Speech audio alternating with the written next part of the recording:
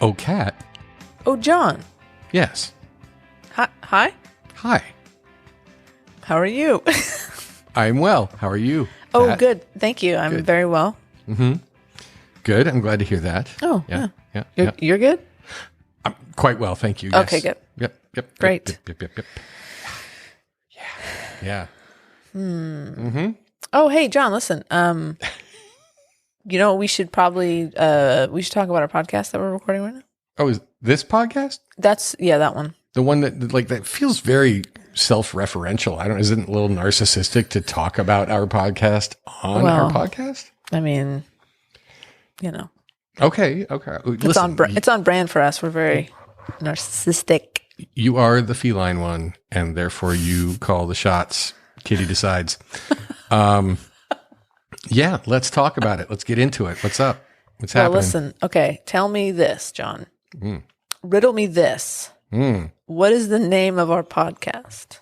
Well, Cesar Romero, it is the My Mistake podcast. Very good. And John, what do we talk about on My Mistake? We talk about mistakes. Whose? People's, like we're people. We talk True. about our mistakes. We have used up all of our biggies, really. I mean, sadly. Yeah. We're going to have to do some serious goldenpalace.com craziness to come up with anything to match the big life-changing mistakes that we've already devoted content to on this podcast. But so we're out to pasture. We're now just ushering other people into the abattoir that is My Mistake. And those are our guests. So we are the Judas Goats who lead the guests to slaughter to talk about the things that they.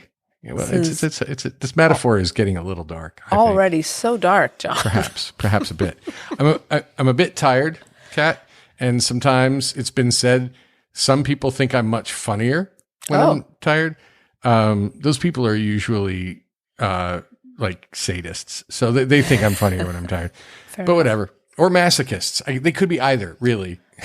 True, I guess, right? There could be Schadenfreude. And listen to the tired guy trying to be funny.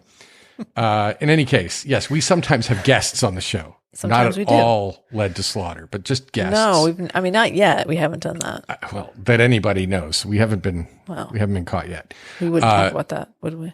Right, we wouldn't if we were wise. But this is My Mistake.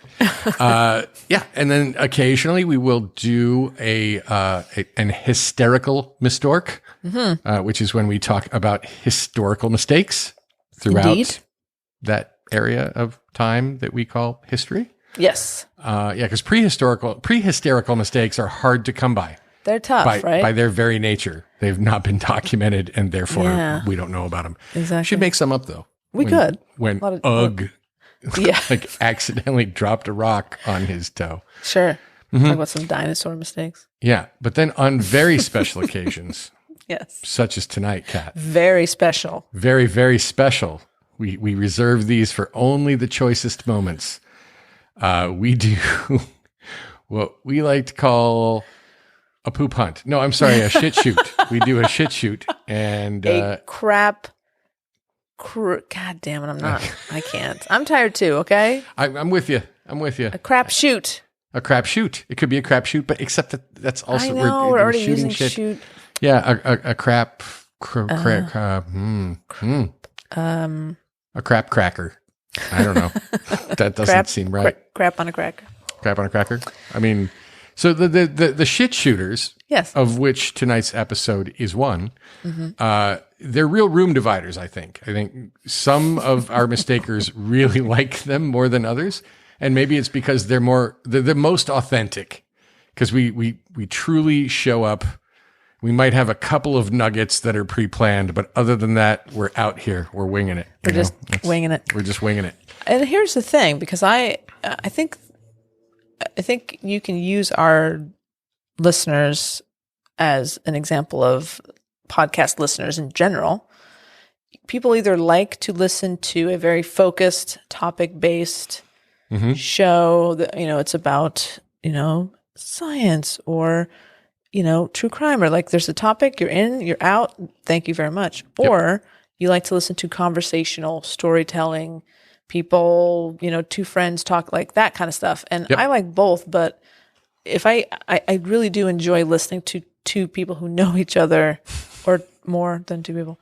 Maybe three people. Maybe three people talking on a subject. But it's the banter, it's the getting to know those people. That's what I really like about podcasts. Those are the ones I connect to the most, are the ones like, I want to be their friends. So I think you could draw that line in any podcast audience. And I think ours is no different. It's interesting because I don't listen to a lot of the ones with the banter. So we might even be a representative sample of our mistakers, in that you probably, more of the podcasts that you listen to could be considered close kin to a Shitshooter. Totally. Like the only one that's even close to that for me is I listen to the Dollop. Sure. And I like the relationship between those two guys, but they are also pretty heavily prepared, or at least one of them is. Right. And to your point, I love My Favorite Murder. They have topics every week, but I also, the beginning of each episode is them just talking and catching up, and I love that. It's something about that I really enjoy. I even there's a podcast that I listen to called, I've talked about it before, Not Another D&D Podcast. I subscribe to their Patreon, so every week they talk about an episode that they've already recorded. So it's a podcast about a podcast. Right. And I just eat it up.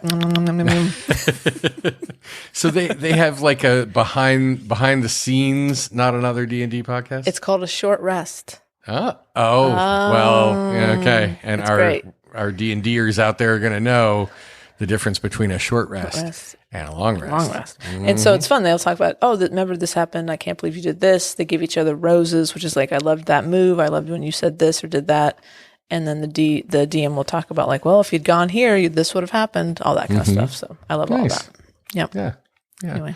Now, I tend to listen to very, like, I like more of a radio drama type thing. So clearly these things are like somebody wrote these scripts and then voice actors acted them out.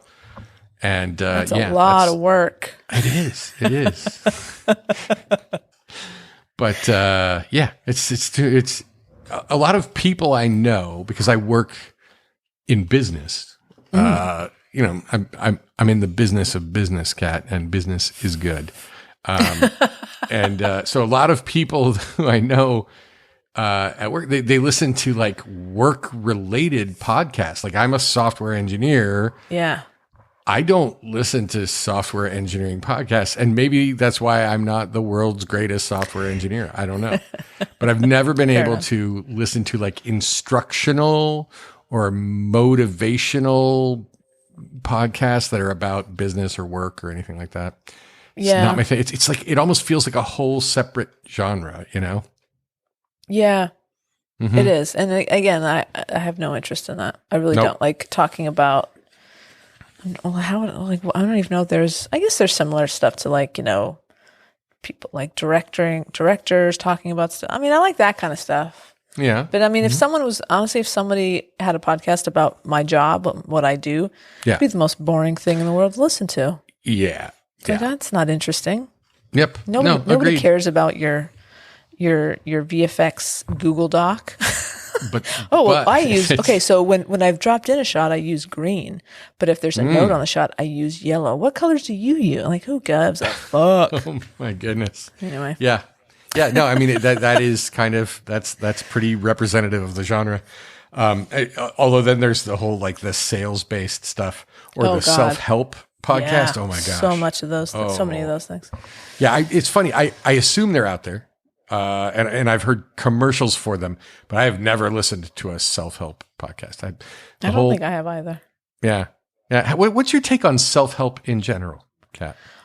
I mean, I think I'm indifferent. I've certainly read in my younger years. I've read some of those books because I was looking for help, but I wasn't the one to give it to myself. So I turned to other people. I gotcha. But the book, I mean, it's a whole industry, right? Like, oh my gosh, people make so much money writing those books and doing that sort of thing. So, hey man, more power to them. If it helps you, great. If not, it's all good. Yeah, I can't remember if I've ever discussed this on the podcast. If I did, it certainly wasn't a main point of the episode or anything. But I used to work at a bookstore many years ago, and there were like, you know how like there's a certain day when albums drop, and there's a certain day when most podcasts drop, and things like that. It was on Wednesdays we would get, and for some reason we would get all the new self-help books would come in. And at this particular bookstore where I worked, I would see the same people come in every week and buy the latest self-help book. And they had bought the book from last week and the week before that. Wow. And I developed a theory because I used a book that I will say it's instructional. When I came to LA, I used this book that basically outlined how to get an agent as an actor in Hollywood, right? And it was very step by step, and it told you do this, do this, do this, and then do this, and then you can do this or this. I did those things, and I got an agent. Hi. And what I decided was that self-help, almost any self-help book that you get, if you follow the instructions and you actually do the homework and do the work, almost any self-help book out there is going to end up helping you. But that doesn't seem to be the way most people use self-help books.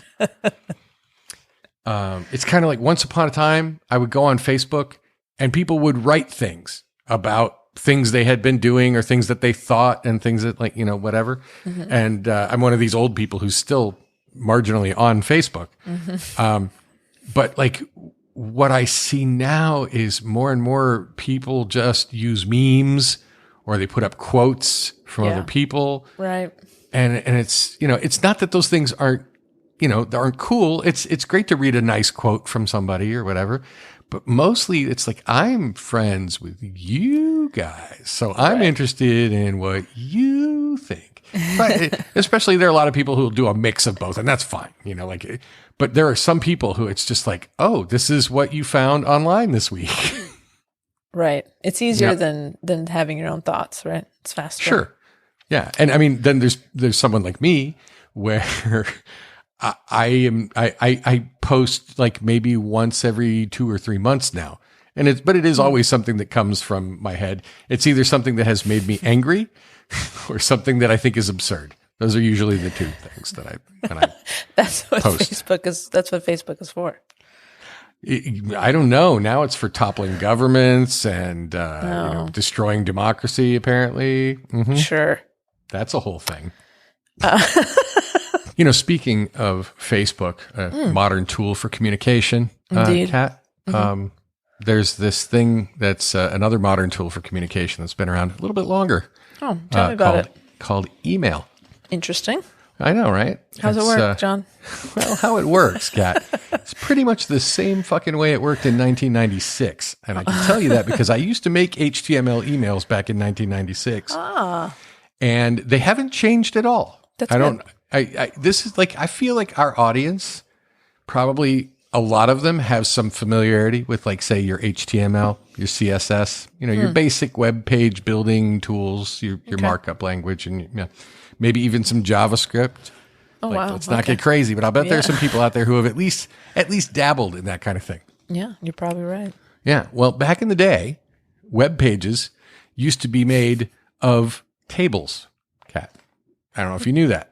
Okay. So if you had a complex image that you wanted to represent on a web page, what you did was you made a table that was all divided up into different size cells, and then you chopped up your image to put it into that table. Did not know that. Yeah. Yeah. And wow, that's really annoying. Yeah. And that's the way HTML emails still work. Oh. And I hadn't built an HTML email in a while, and I still haven't, and I will not if I can help it. But friend of the podcast, Jason White, I've noticed something about his job recently must have involved HTML emails because he's been tweeting about them quite a bit and in the negative, and I don't blame him. Because that's still the way you have to do things. There's no JavaScript allowed. CSS is iffy at best. So yeah, still got to use a lot of tables and stuff. I don't know if I'm following Jason White on Twitter. You should definitely I should follow find Jason. and follow him. Jason White is a good Twitter follow. Let's just plug it out there. Look out, Jay. These follows are coming at you, man. You're going to have like 7 new followers tomorrow. It's going to be nuts. But anyway, yeah, so looking at emails made me think about that. And it turns out, hey, we got some emails. We have mail. Woo, woo. It's very exciting. Mm-hmm. So what are we going to do about that? Just like brag about the fact that somebody cared enough to send us emails? Yeah. Yeah. Or we could read them. Ooh. Now that is why I partner with you, Kat, because you are just full of modern solutions to modern problems. I try. Yeah. So yeah, I thought, Kat, maybe you should read the first one. Okay, great. Cool. I'm going to read it. Okay. Please do. Anytime you're ready. Thank you. Mm-hmm. This is from listener Beck. Okay. Beck writes, "Hi, Kat. John, great to meet you." Shakes hand. "As you know, Kat, I am a socially anxious, socially awkward person who craves socialization. So I've done a binge of the pod. I love to hear that. I'm Isn't sorry. that the best? Anytime somebody says, I binged your podcast, I'm like, you're wonderful. It's a good feeling. Yeah. Yeah. She says, "I think I've listened to about 40 episodes so far. I apologize for taking so long to hop on board this podcast, but I'm glad I have." Don't apologize. Never apologize. No need to apologize. No. You're welcome at any time. Yes, please. All are welcome. All are welcome. Mm-hmm. Beck continues, "Unfortunately, since discovering your podcast, I've been hit with a cringeworthy memory. Listening to you guys read each other's teen poetry made me remember that I, too, used to write a lot when I was younger. I started writing fantasy. I haven't thought about it in forever, but now the memories have rushed back. I know I had big plans for a whole series, but in reality, probably only wrote a few chapters and then had notes on future ideas. I barely even remember what it was about, except it was in some made-up world and people had a thing called The Gift. I know I still have it somewhere because I found it when I packed up to move to the farm, but I don't recall seeing it since I've been here. I'm going to search for it, though, and send it along if I can find it." Oh. I would love to read that. Well, what would be great, Beck, is if you came on and read some passages. Oh, yeah. That's how we do stuff around here. Yeah. Exactly. You got to talk about your own mistake. That's right. That's the rule. Mm-hmm. Speaking of writing, a miracle happened this week. AK wrote an email to you, and I understand every word they wrote. Maybe I have been educated. You can see why the whole writing thing never worked out for me, but I can barely understand emails being sent to you. I hope you both have a great week, Beck. Thank you so much, Beck. Thank you, Beck. You're awesome, Beck. Yeah. We love you so much. You're awesome. Speaking of AK, John. Yes. Is that okay? I can AK. Okay for AK. AK sent us an email on the 4th of November. Hey, listen, we don't have to read the dates, John. I mean, you don't understand, Kat. This one's a little short, so I might be padding it a bit. Okay, fair. Okay, right. Sorry, my bad. Okay, so AK. What time did they send it? They sent it at 11:52. Interestingly, I guess maybe it's a 24-hour clock because it just says 11:52. It doesn't have an AM or a PM. Oh. So I'm going to assume that's AM, and on a 24-hour clock, it would be different. There you go. Very good. 23:52. Had to do the math. You know how I am with the math. You're a better man than I. Well, thank you.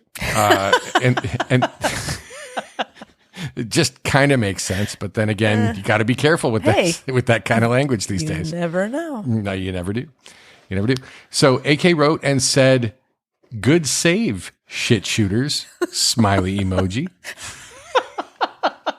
Now, Kat, can you think of a reason why AK might have said to us, "Good save, shit shooters"? I can only think, and I'm going back into our inbox, that maybe it's in response to the last time we read one of their emails. Now, that's my dog coughing, by the way. That's Cooper hacking up. Oh, poor Coops.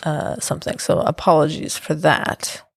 Now, here's the thing. It's not even going to come across. Watch, that's what's going to happen. It's like you've apologized for something that and now it's never heard. Yep. Exactly. It's okay. So that's the only thing I can think of is that Cooper, stop. Such a loving dog, Mom. He's a boy. He's a good boy. He's a boy. It's probably in response to something we said Yeah, a couple weeks ago. My memory of this is that we got an email from AK, and we in a rare series of episodes, we had like guests and we had planned stuff for like 3 or 4 episodes in a row. Yeah. Which is, I mean, that's how we do things. Absolutely. But oh, yeah. Yeah. But what ended up happening is we did not read any mail for those episodes. And I believe AK, they may have been a little concerned that we had not read this wonderful email right. they had sent us. Yes. But then we did read it finally on our last Shitshooter episode. Indeed. So yeah. I'm glad they were letting us off the hook from the dreadful curse that they were going to put on us had we not read that email. It's the Cotswold curse. That's what they call it. That's what they call it. Indeed. So should I then go to our next super tiny email, or should you read Michelle's email? I like you going to it. It's like this one was tiny. This one's micro. Mm-hmm. Yes. Yeah. So our next email is from, we're going to say KR because they didn't sign their name, and I don't want to throw somebody's name out there that they don't want out there. So KR writes, Kat, when was this email sent? Oh, well, this was more recent, Sean. This was November 7th. Okay. Of what year? Oh, that 20, let me check. Yep, 2021. Okay, excellent. 11:33. I see. Okay. Don't So know like 3 days later and 3 days and 8 minutes later, is what I'm going to say. Oh, interesting. Check me on that. Mm-hmm. Maybe there's a pattern here. KR writes, hi. Thanks, KR. Appreciate the email. Thanks, KR. It's awesome to hear from you. Much appreciated. That's the subject and the email. Both hi. I know they say brevity is the heart of wit, but this is like just the left or the right ventricle. I don't even know if that's an actual part of, but this is just that the heart of wit isn't enough. We're going to break it down even more. Into chambers. Mm-hmm. And here's the thing, like this to me, I feel like this isn't a legit, it's legit. Like this person, no, it is. It's from a Gmail account. Their profile photo is in the, where it should be. Mm-hmm. So no, I think this person is hilarious. And because they heard us whining about us never getting emails, I'm like, oh, okay, here you go. Here you go. Send. Hi. Shut up. Yep. Yeah. No, I like it. And I love it. KR, if we're correct, maybe next time, 3 words. I mean, like that'd be cool. 3 little words from KR. I mean, can you think of anything better? I can't. Nope. All right. Well, then we get to one that's, this is practically a novel compared to that last one, Kat. And this one is we have received email from this mistaker before, and have always been very grateful to hear from Michelle P. Indeed. And Michelle P. wrote on the 3rd of November, 2021 at 8:22 a.m. Oh, God. This has become a thing now. Yes. Happy My Mistake Wednesday, John and Kat. Well, happy My Mistake Wednesday to you, Michelle P. And to you too. Yeah. Reflections on the We Have Mail episode, which now, like, if you're an avid fan, you can look, if this is a few back. Yes. But we're gathering it up. We're saving them up and reading them as we develop enough to make an actual segment on the show. Exactly. But these are Michelle P's reflections on the We Have Mail episode. Number 1, shit shooting is my favorite category. So there you go. Hey. Michelle has that opinion, and bless her for it. I love it. We're getting positive reinforcement. She's a cat, not a John. That's true. Exactly. Are you a cat? Or are you a John? Are you a John? Are you a good witch or a bad witch? Number 2, I am all in for Why Not Make Mistakes Live. Why Not, the wonderful podcast with Anne and Casey, where Indeed. they discuss episodes of the Winona Earp show. Indeed. The Winona Earp Show. That just seems like, yeah. Hey, it's the Winona Earp Show, starring Da-da-da-da-da. Melanie Scrofano, Tim Rozon, Yay. Dominic PC. Yeah. Now you're Don Pardo or Donna Pardo? Donna Pardo. Whatever. Yeah. We don't have to get gender specific here. Yeah, John. Sorry. Yeah. So that's, I am all in for that as well. And I think that may be something that happens, in our lifetimes. I think it will have to happen. I think that we will have so much fun with them. I agree. Who knows? We may have to start doing another podcast that's got all four of us on it. How do you feel about that, Kat? Moving on. Down for another? Okay. Number 3, Kat and Leah, way to introduce yourself to the new neighbors. Now, do you want to explain that reference? I do. I think this is in response to our Halloween decoration display, if you will, our extravaganza, which included Baphomet, which is a goat-headed demon soul devourer figure. And I came across his name in actual historical record. Sure. So he's the real deal. He's up in the attic right now. So I don't know. We're a little concerned that maybe we've started what's going to turn into a horror movie. It could happen. It could happen. By the way, I that I play D&D with my family, and my nephew has been DMing a different game, a different campaign from what we had been playing, and he invented a store in it because ours is a little bit different. It's kind of in modern day, but the store is called Baphomet. That's awesome. Right. He created this, and I'm like, somebody has to have thought of this already. And mind you, I looked it up, and Baphomet.com is essentially a satanic Etsy store. That makes sense. Based out of what looks like the UK. And they have some amazing stuff on there. So lots of pentagrams. Yeah.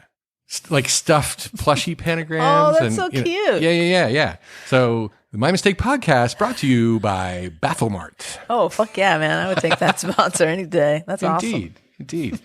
So it just goes to show that just because like genius repeats, it happens independently of itself all over the place. Absolutely. Yes. So more than one person thought of Baphomet. Yes. All right. So that was a long way to go to get around to you introduced yourself to the new neighbors by putting scary satanic animated figures in your front yard. Man, we came in strong this year. So right. We've made our mark. Yeah, I agree. We'll see how that pans out. The mark of the beast. Number 4. In conclusion, this episode is 100% not, and that's in all caps, the not, just so you know, a pezzo di merda, which is the correct spelling and therefore now the correct pronunciation of the Italian for piece of shit. So it is wonderful. Aww. Thank you, Michelle P, for telling us that it was not a pezzo di merda. Pezzo di merda. Pezzo di merda. Yeah. Thanks for sharing your shenanigans with us every week, Michelle P. Oh, well, thank you, Michelle. Thanks for listening every week. Yeah, if in fact that's what you're doing. I think in fact that is what Michelle P is doing. I think so too. Yeah, because in the previous email, it was outlined that the download happened almost immediately when our upload occurred. So that's fantastic. Yeah, not only is Michelle P an avid listener, she's like waiting for it. I love it. I love that. Love it. Thanks, Michelle P. Thank you, Michelle P. Well, thank you for all everybody who sent us an email, and everyone who one day will send us an email. We know you're thinking about it, and now that you've heard other people do it, I'm sure you're convinced that you need to now do it. Listen, we appreciate KR's email. Hi. Yeah. But the bar is now clearly pretty low. I mean, you don't have to wow us, with your grammatical or your prosaic prowess. Indeed. You can send an emoji if you want to. Yeah. We will read, we will describe that emoji. Oh, you know what? I think better than describing, we need to commit to making the sound of the emoji. I like it. I like it. That's good. Yeah. This is now like something that I'm going to talk about and never do. But yeah, I think for each emoji, we have to make a sound that maps to it. I love it. Yep. I'm on board. Done. All right, well, we used up all that content. Well, if you want to send us an email with an emoji in it and maybe some actual, sentences and words. Or maybe a recording of you making the sound of the emoji that you're sending. Oh, that's great. Oh, yeah. Right? Great. Come on. That's awesome. I like it. I've just outsourced. You did. Very smart. Mm-hmm. You can send that email to mymistakepodcast@gmail.com. Where's that again? mymistakepodcast@gmail.com. I'm not going to ask you to do it a third time. Thank you. But that's what they do on the AM radio, which I'm a little more in touch with AM radio again because I recently went on a long drive. That's right. You did. I did. And here I made a rookie mistake, right? Like I was very excited. I'm like, oh, I can listen to podcasts during the whole 6 hours that I'm going to be driving. Yeah. And turns out along the middle of the 5, if you haven't pre-downloaded, Kat, oh no, you end up in a dead zone. Yeah. Yeah. Yeah. Yeah. And that's when you start listening to AM radio. And that's when I used to listen to Art Bell of AM Coast to Coast fame. I just couldn't find it. I searched around the dial because I think there's somebody still doing that show. There was last time as far as I know, that show still is on the air. Yeah. And I forget the guy's name, the new guy. New guy. I just remember the new guy who's probably been doing it for a decade. The new old guy. Mm-hmm. Yeah. Yeah. Shit. Yeah, no, I can't imagine that. That show is too big to fail, John. Oh, there's a recording that was from that show that was used in a Tool song. Oh my God. Yeah. Like there's the Tool album and it's on a bonus track called Fapdolad, which I think it's Dutch. I'm not sure. It's like FAAP DE and then like OLAAD or something like that.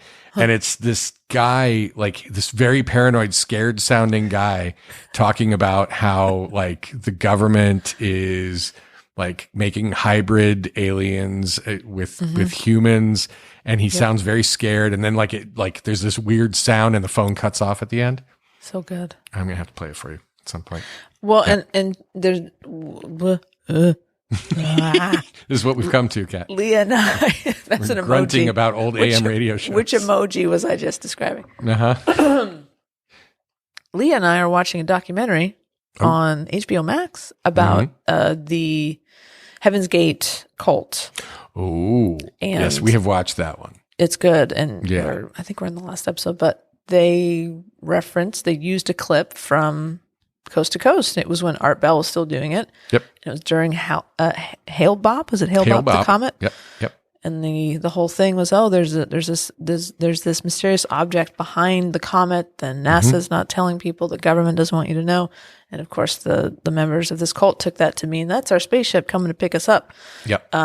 But they played this conversation between Art Bell and one of his guests, saying like, "Yeah, that's a mystery object. We don't know what it is." It's like sort of feeding into all the paranoia. If you're a paranoid person already and you listen to that radio show, it just feeds it. It's like a feedback loop. You're just it could be a dangerous thing to someone who's sort of susceptible to believing all that kind of stuff. Agreed. And if that show's still on now, I wonder what its stance on like say QAnon is. That would be yeah, I don't know. No, I don't even want to listen to it anymore. But on the Heaven's Gate tip, I don't know if I've ever told you or our audience anything about this. My first .com job, when I was being a developer, like my first real one at an actual .com was at a company where they had started as like a really small startup. Yeah. So they had their original website. They farmed it out to be built by an outside group. And yes, Kat. Oh, shit. The original website for this company that I worked for was built by Heaven's Gate. Oh, my God. And it was a little weird because like the comments in the code were like just a little off. Huh. You know, Interesting. yeah. Well, because I mean, these people were like steeped in Star Trek and Yeah. like they were borrowing from all kinds of great science fiction. But yeah, I mean, like I was working on code that was built by those folks. That's yeah. really interesting, John. Yeah. I had no idea. That's crazy. Yeah, that's how they funded like their entire Yeah, operation. Was absolutely. They would work night and day. You know, they had some talented developers at that time, and they were making these websites and charging their clients, and then paying their rent on their giant compound down near San Diego with it. Yeah, just a very tragic. Very tragic story all around. Yep, indeed. So that's a high note. So you were not able to find Coast to Coast.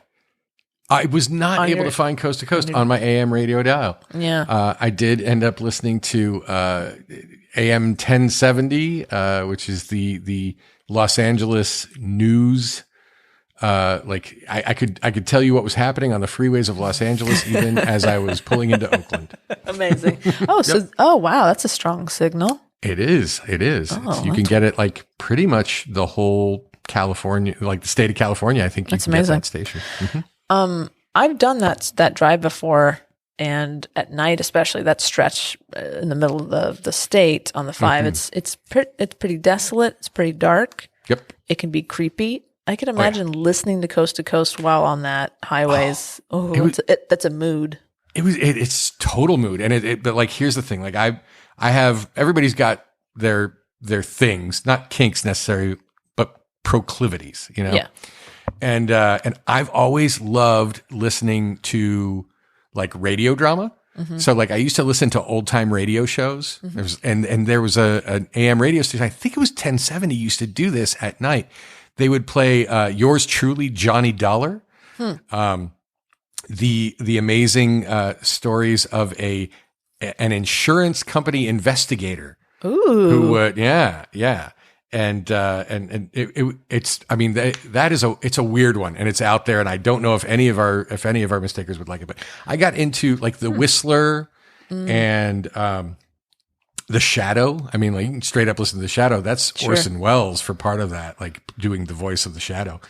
And I got into all those shows, but even before that, when I was a kid, now those shows are older than this, but when I was a kid in the 70s, yes, I'm old, everybody.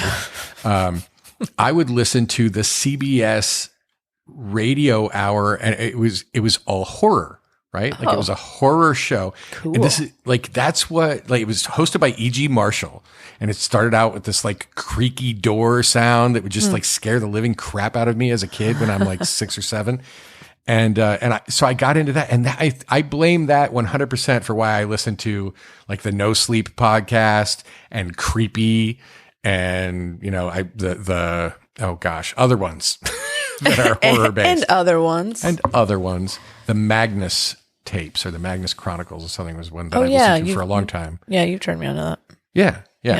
And that's just something that my whole life that has stayed with me as I really loved, because I was a kid and I had a little radio that it mounted on the handlebars of my bike. But you could like take it off of there, and I would take it to bed with me at night, and it had a radio and it had a horn on it. You could like honk your horn, and it had a light on the front. It was like such an amazing, it also weighed like a metric ton, and it was as big as a cinder block, but it had all these things in it. And it was cool. It was super cool. So I'd take that to bed with me at night and get scared while listening to things that I probably didn't even understand most of. But the music alone was super scary. At some point I might need to see if I can find a in the public domain copy of that and play some. Nice.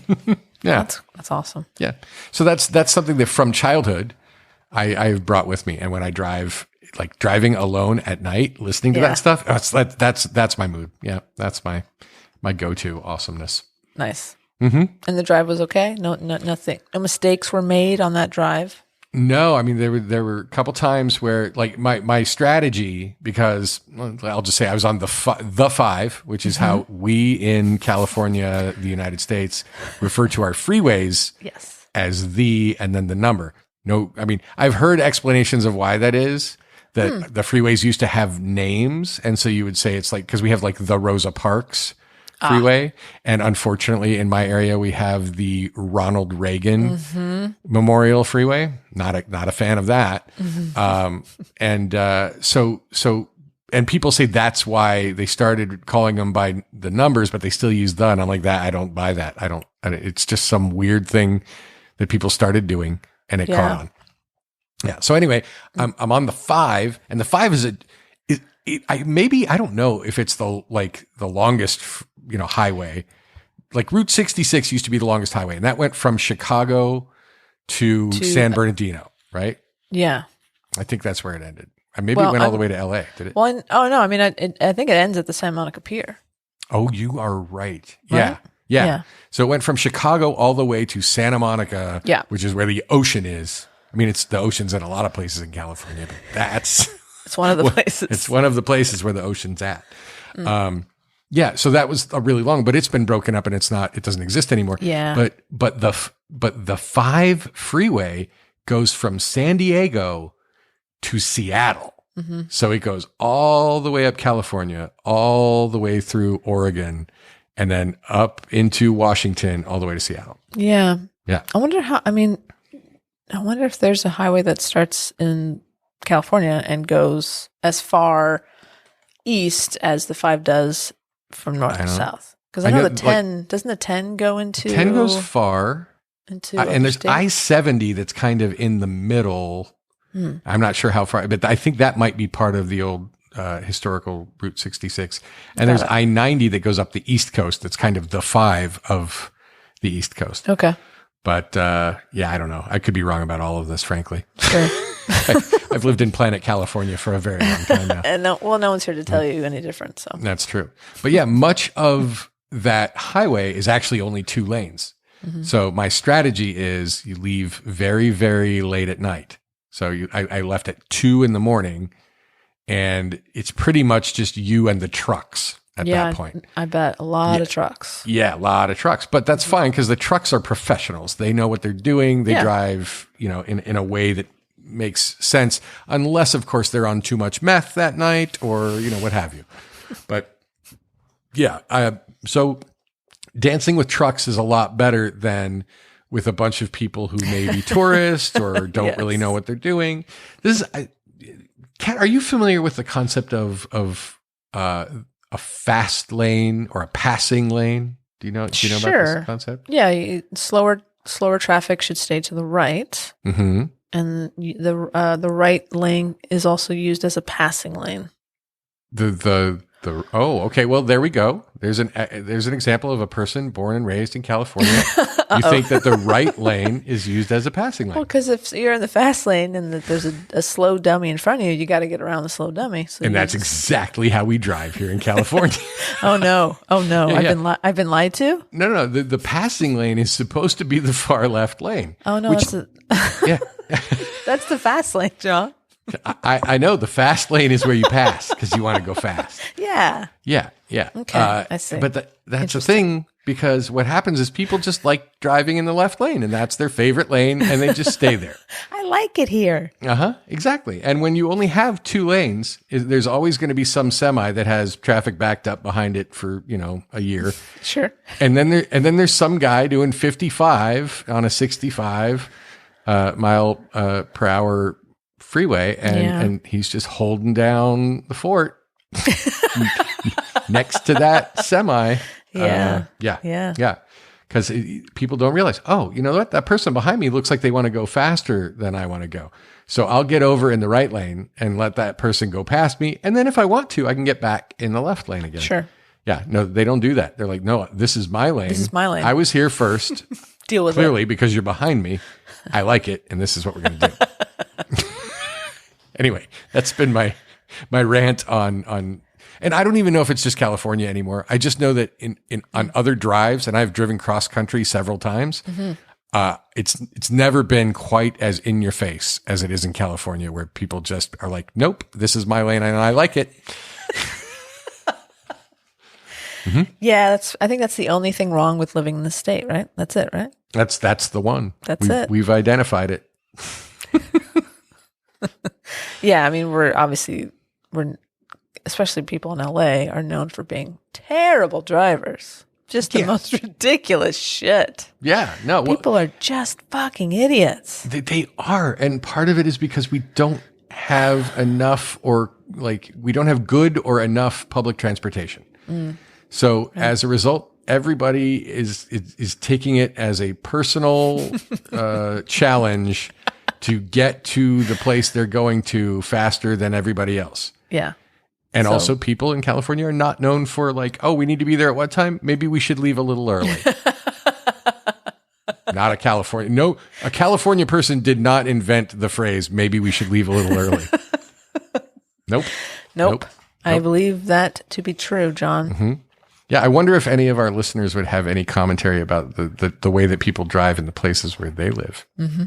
And they could email us. Oh, they could. mymistakepodcast@gmail.com. And they could have a little car emoji in there. Vroom, vroom. Vroom, vroom. They don't have to. Beep, beep.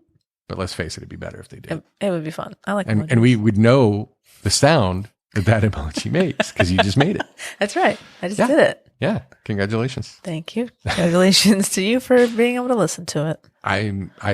That is an actual thing on which I should be congratulated. Everything in my life has led me up to this moment, Kat. I want you to know. Listening to you make the sound of a car emoji. Beep, beep. I'll never be the same again. John, it's Thanksgiving. Tomorrow. If you're listening to this on My Mistake Wednesday, tomorrow is Thanksgiving. Word. In the United States of America. Right. In Canada, they've already had it in October. Yeah. Been and gone. They're already finished with their leftovers. They're like, what are you, where you guys been? You're a month late. Mm-hmm. Mm-hmm. Mm-hmm. Well, we're doing it tomorrow. You're doing it tomorrow. Well, yeah? I mean, you're doing Thanksgiving? Country. Yeah, of course. The whole country's doing it. Wait, everybody's doing it at the same time? Yes. Isn't that crazy? There might be an earthquake. What are your plans for Thanksgiving, John? I am fortunate enough to have my nephew here with us. This will be the first holiday that we've been able to spend with any family at all in pretty much 2 years. Amazing. Yeah. So we are very grateful that he is here with us. It's exciting. Mm-hmm. And we're gonna do the traditional Thanksgiving. You know, I get up early, I make a couple mimosas, then I will I get the turkey ready. I stuff the turkey because I make a stuffed turkey, even though everybody says you shouldn't. But I've been eating them every year my whole life. You're fine. How many times have you had food poisoning, Kat? I don't want to jinx it, but I've never had food poisoning. Wow. Okay. I've had it exactly one time and I got it from shrimp. Okay. Okay. And that's why I don't serve shrimp at Thanksgiving. Wow. But, going against the grain and no shrimp. You're not going to have the traditional shrimp dish. Nope. I will tell you, my mother, it was tradition in our household. She made, an oyster dressing. Oh, okay. And I every year I'm like, this year is going to be the year that I make my mom's oyster dressing, and I've never done it yet. Right. But Kat, you know me, and you know that sometimes I don't follow through on things. Well, I mean, you know me, and I'm the same way. I don't know. You've been pretty much I think your record is better since we've been working together as podcast partners. Send me your mom's oyster recipe and I'll make it. Oh, okay. Promise given. Now that I have talked about my Thanksgiving for the last 10 minutes, what are you doing? It's not been 10 minutes. It's been, totally. I'm watching the numbers go up. John. Yes, Kat. Let me tell you. Mm-hmm. I don't know if I mentioned it, we just moved in July. Our listeners might be familiar with your situation. They might. So because we have a little more space than we used to in the old house, we are hosting Thanksgiving this year. Oh, that's awesome. And we hosted it once before in the old house. Mm-hmm. And that was because my sister and her husband were out of town. So there's less people. So we had a little more room. But this year is the first time we'll be hosting Thanksgiving with the whole Crimmins clan, at least the Crimmins clan that we choose to celebrate with. Mm-hmm. Because there are some that will never be invited to my house. Well, there you go. There you go. There's a lot more who won't be invited to mine than who would be. But yeah, I get you. Yeah. Mm-hmm. And so we're very excited because I am but one person, and Leah is very supportive and she's excited and she'll do whatever I tell her to do. It's my project. Wait. Like I'm I've going to taken ask her on about that. when it comes to this sort of stuff. Oh, okay. So and because she's working, her hours are a little more crazy than mine are at the moment. I have time to think about all this stuff. So I'm sort of organizing the day. Right. But my brother-in-law is bringing some food. My sister-in-law is making pies. I guess I'm the only member of the Crimmins family who's actually cooking. That's interesting. I didn't even think about that. Best not to ponder it too much. No, it's not. Let's just move on. So no, I've pre-ordered. We have a honey baked ham. Actually, it came today. The honey baked ham came today. Okay. The turkey did not, John. Oh, okay. And I got an email from Honey Baked Ham saying, your order has been delivered. Enjoy your ham and your turkey. And I'm like, hold up there, Honey Baked Ham. Where's my fucking turkey? That happened to me one year. The same Oh, thing. no. Yeah. From Honey Baked Ham? It was from Honey Baked Ham, Fuck. except it was a turkey and it had all the trimmings and everything. And I never got it. Of course, I lived in Hollywood at that time, so it was a pretty shady area. Oh, so somebody may have swiped your turkey dinner. Somebody might have claimed to have been me. Yes. Well, that's unfortunate. Well, John, so I'm going to call them tomorrow. Do that. I'm going to call them tomorrow. And in the meantime, because I worry about things, I went on to the old website and I've reserved a turkey locally at my local store, Honey Baked Ham store. But the problem is about going to Honey Baked Ham the day before Thanksgiving. Oh, Kat. Is the line will be a mile long. It's like Black Friday and the Black Plague combined. It's just you don't. This year specifically, yes. It's those two things. I'm hoping the turkey lands tomorrow, so to speak, and I can cancel the reservation. But if I got to do it, I got to do it, John, because I have to save Thanksgiving. I will be the hero, and I will go and stand in line for 2 hours to get my goddamn turkey. I love it, and I need to bust in with something because I always do. I bust Please. in. Any listener who can tell me what the following quote comes from will get kudos if you email in, and the quote is, "As God is my witness, I thought turkeys could fly." So write in with your answer of where does that come from? Also, and yes, mistakers, while you're doing that, why don't you take a picture of your Thanksgiving meal? Oh my God, that'd be great. And maybe you don't live in this country. Maybe you don't celebrate Thanksgiving. That's okay. Send us whatever you ate on Thursday. I like it. Yeah, let's see what you have. Maybe you're traditional, maybe you're non-traditional. We want to see all of it. I love food. So please, I want to see your delicious, yummy dinner photos. Faux shizzle. Yeah. Faux shizzle. That needs to happen, I think. That'd be great. Yeah. And then we can describe, and then we'll make a noise associated with that photo. I like that. Yes, we'll make the noise of the food. If it is animal-based, it will be much less tricky than if it is vegetative. Indeed. But yeah. No, we had a big thread on my work means of communication today, talking about what Thanksgiving dish people didn't like. Oh, interesting. Like what would you rather do without? Interestingly, some people actually said the turkey. They're not down with the turkey. Yeah, I get. I mean, you're doing a ham and a turkey, so that's you're like really going to be prepared. We're covered, and I mean, yeah, a turkey's fine. Like it's not, I eat it because it's fucking Thanksgiving. That's what you're supposed to do. I mean, I love a turkey. And another thing I say I'm going to do every year is I'm going to buy a turkey in May. Right. And I'm going to make a fucking turkey. a giant Thanksgiving dinner in the middle of May, and it's going to be awesome. And I've never done it. But yeah, because the thing is, I'm a dark meat guy. I don't know. Yeah. It's more, it's tastier. It's a better piece of meat. It's more flavorful. It's more moist. Now, I've over the years, one of the things that's interesting is I learned to make a turkey that is a real American-sized turkey. Like I've gigantic. It is. Okay. So we're gonna have 4 of us because Mr. Ron Bunny is going to be also partaking of the giving of thanks. Love it. With us this year. So there will be 4 of us, and I'm making a 21-pound turkey. John, that sounds big. It's large, especially when you know that the oven that I will be cooking the turkey in, roasting it, if you will be the oven that was original to the house when it was built in 1959. Kat. Amazing. That's kind of cool, actually. It is. I'm just waiting for it to just stop working one day, but we'll see. Yeah. So you're in charge of the turkey. Does that mean your lovely and talented wife will be making everything else? This year she will be making the mashed potatoes. Love it.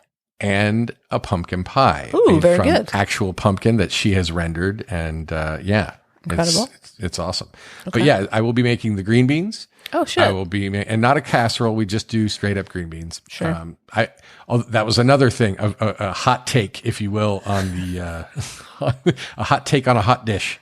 Yes. Like green bean casserole. There's some people who are like, the casserole is the only thing that makes green beans edible, and other people are like, "Oh my god, it's like sludge and the shit in my casserole." It's like cream of mushroom soup and French's onions on top. You gotta have those French's crispy onions on top. Like that's just a given. See, this will be the first year that I'm having a Thanksgiving. I'm hosting and not making my broccoli casserole. Which is essentially just switch out broccoli for the green beans. Okay. And I'm not doing it. Okay. You have put your foot down. It's not even that much work, John. I just don't want to do it. Nope. I'm not doing it. I'm really kind of a Thanksgiving purist because I don't understand people who have like 17 side dishes. It's like it's too much. Nobody can eat. You can't even just sample that many things and feel like a decent human being afterwards. So we basically it's turkey, green beans, mashed potatoes, and then pie for dessert. That's, you know what? I think that's really smart. That's the way to do it. Yeah. Although one day, probably next year, I think next year I'm definitely making my mom's oyster dressing. So no stuffing, no dressing. No. We definitely. I stuffed the bird. So you're stuffing it. You're stuffing it. Yeah. I stuffed the bird, and that everybody's like, "Oh, don't do that. You're gonna get food poisoning." I'm like, I've been doing this for literally every year for the last 25 years while I've lived in California. I have made a at least a 19-pound turkey, right? And I've stuffed it every single time. No one's ever gotten sick from it. There you go. So fuck you, everybody. Because I know how to take temperatures, bitches. And I use an old Joy of Cooking book that is it's held together with like a hair tie, and not even a rubber band at this time. It's an actual hair tie that is holding the book together with all of the brown pages because it's like from 1973 or something. I love it. Mm-hmm. That's amazing. Yep. And really, there are only like 3 pages in that whole book that I ever use. Yeah. And it's like and the titles are really weird. Like how to truss and roast a game bird. That's like how to make a Thanksgiving turkey. That's very formal. Yeah. So that's what I got to look forward to. Well, good luck. Good luck with your turkey and your dinner. You. Oh, thank you. Good luck to me warming up all my things. Well, that's all right. Listen, you don't need to be, you work hard and you have earned the money that you will have used to pay Honey Baked Ham. That's right. The My Mistake Podcast brought to you by Honey Baked Ham. Oh my God. If they sponsored us. Oh man. It would be the best. I would weigh 400 pounds, Kat. It would be ridiculous. I'd just be eating a ham right now, just holding it and biting out it. So good. Oh, it's so good. Indeed. I apologize to all of our vegan listeners. Oh, yeah. Sorry. That's all right. So no tofurkey? You don't have any vegetarians coming in? Okay. It's funny you say that. Oh, yes. Okay. On Wednesday, I got to go I have a pickup at Whole Foods. For including a mushroom loaf for my sister and my lovely wife, who are both, my sister is a vegetarian. My wife's a pescatarian at the moment. Mm-hmm. So we'll see. I don't know. She only eats pesks. She only eats pesks, and I try to accommodate. There you go. You got her a pesky mushroom loaf. You got. So we'll see. It could be absolute crap, and they don't know. That's not your problem. That's their problem. They don't know it's going to be here. So I've set no expectation so that if it's good, they're like, oh my gosh, what a lovely surprise. If it's bad, they're like, well, I didn't know it was here anyway, so who cares? There you go. Give me some more mac and cheese. Hey, that's a thing. Yes. Yes, it is. Yep. Cooper coughing again. Oh, I didn't hear it. Okay. But it doesn't mean our hardcore mistakers who are listening for every possible that's right. thing in the background that could identify where you live. Indeed. I'm sure that you heard some airplanes flying overhead, no doubt. I could have sworn I heard some flamingos at some point. Is it a cocktail party? No, it's flamingos. I don't even know what that's from. I know it's from a thing. I may have to Google that later. All right. If you want to email us about that, you can too. Exactly. Put on the list, mistakers. Yep. Yeah. Somebody was blindfolded and heard that. I think it might have even been Sneakers. Oh man, there's a movie I haven't seen in a long time. I wonder how well that holds up. Oh. Movies about hackers from the I remember 80s. Sneakers. Yeah. Yeah. Yep. Robert Redford? Robert Redford was in that movie, right? Yeah. There you go. All right, we've gotten down to like cinema reference. I think it's time. Calling Sneakers cinema is like just a slap in the face to cinema. But in any case, I feel, Kat, that we have done a thing. We've done a thing, John. And I would like to give thanks for you, my partner, who makes them. You thought I was joking. This is a real moment here. Sorry. Okay, can I get some gravitas out of you? Can I get okay, thank you. Some seriosity. You got it right here. Look at this. Look at my face. Mm-hmm. Yep. Serious. Oh, I'm looking at your face. Mm-hmm. Stop looking at my face. You're creeping me out. No, I am grateful for you, my podcast partner, and many other things. But yeah, I'm very grateful that we get to do this. That you're willing to sacrifice a good probably 3 hours every week to make this thing happen. So thank you. Thank you, John. Thank you. I'm grateful for you as well. Our time together is always, if I'm having a bad day, if I'm having a rough week, I know that at least 1 hour every week, I get to hang out with my buddy John and laugh and forget about how fucked up the rest of the world is. Word. So I'm grateful for you for that, John. I'm just grateful that we get to be friends and we get to share this with other people. Yes. Gratitude is. Indeed. And on that note, Kat, fuck Mike Pence. John, I will be excited to fuck Mike Pence with you. Ooh. What an honor. I say.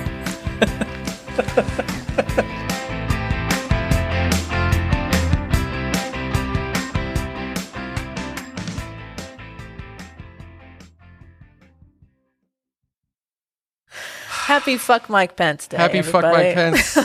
Happy Thanks Fuck Mike Pence Giving Day.